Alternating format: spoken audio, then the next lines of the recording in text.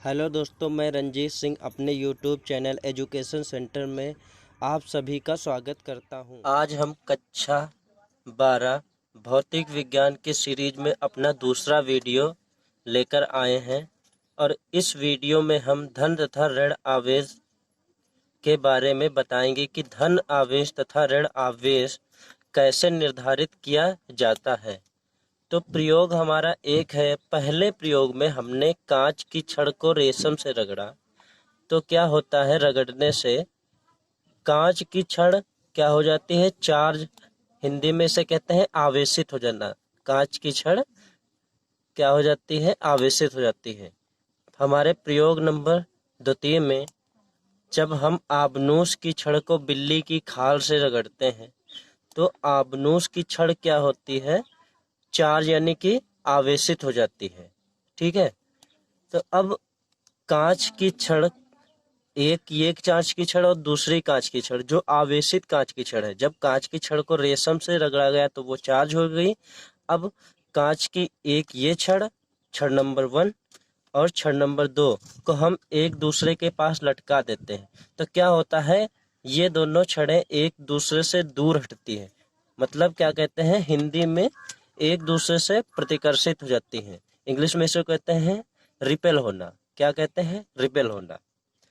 अब आबनूस की छड़ को हमने बिल्ली की खाल पे रगड़ा था तो आबनूस की छड़ क्या हो गई थी, आवेशित हो गई थी, चार्ज हो गई थी।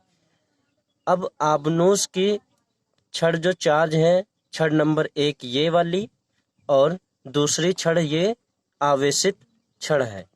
जब इन दोनों को एक दूसरे के पास में लटकाया जाता है तो भी ये क्या होती हैं, एक दूसरे से दूर हटती हैं। मतलब क्या करती हैं, प्रतिकर्षित करती हैं। तो हमने क्या देखा, जब कांच की छड़ को यानी कि समान प्रकृति की जो छड़ें होती हैं एक दूसरे के पास लटकाई जा रही हैं तो एक दूसरे से दूर हटती हैं। जैसा कि कांच को रेशम से रगड़ने से, आबनूस की छड़ को बिल्ली की खाल से रगड़ने से हमने सिद्ध किया। अब क्या करें, तीसरी स्थिति में, यानी कि तीसरी स्थिति में हमने ये वाली जो छड़ है, क्या है, आवेशित कांच की छड़, जब कांच की छड़ को रेशम से रगड़ा जा रहा है, और ये है किसकी, आबनूस की छड़, जिसको क्या किया गया, बिल्ली की खाल पे रगड़ा गया है। तो ये कांच की छड़ और आबनूस की छड़ जब एक दूसरे के पास में क्या किया जाते हैं, लटकाई जाती हैं तो एक दूसरे से क्या हो जाती हैं, दूर आकर्षित हो जाते हैं, दूर ना हटकर एक दूसरे को पास आ जाते हैं।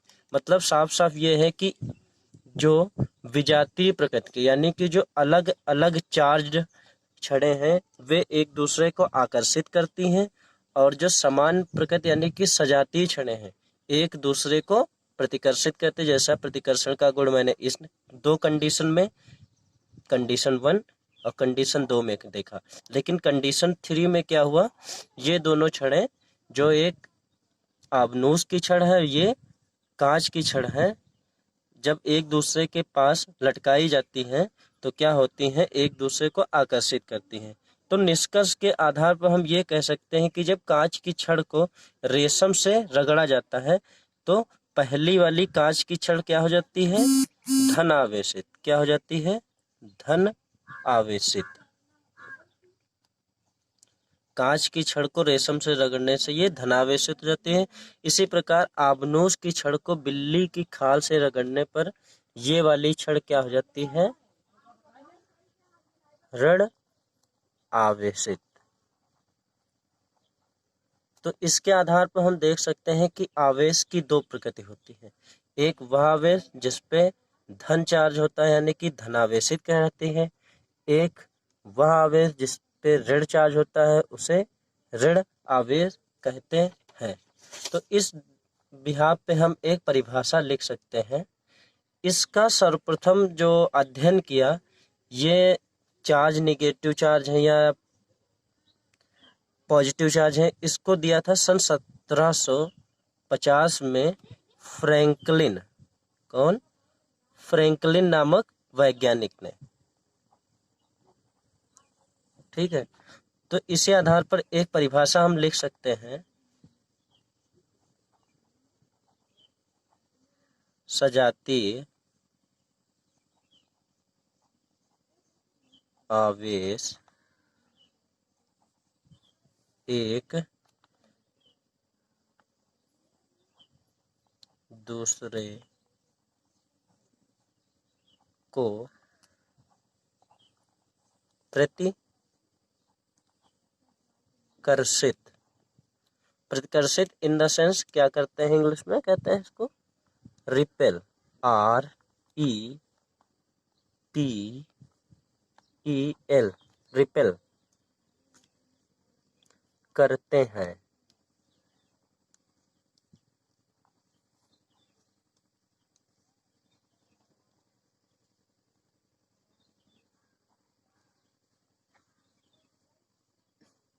तथा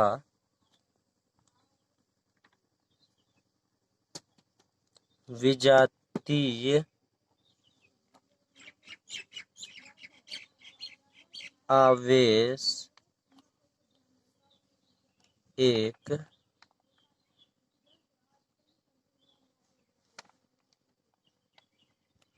दूसरे को आकर्षित करते हैं। आकर्षण इन द सेंस इंग्लिश में इसको क्या कहते हैं, अट्रैक्ट, इसे कहते हैं इंग्लिश में अट्रैक्ट, अट्रैक्शन कहते हैं।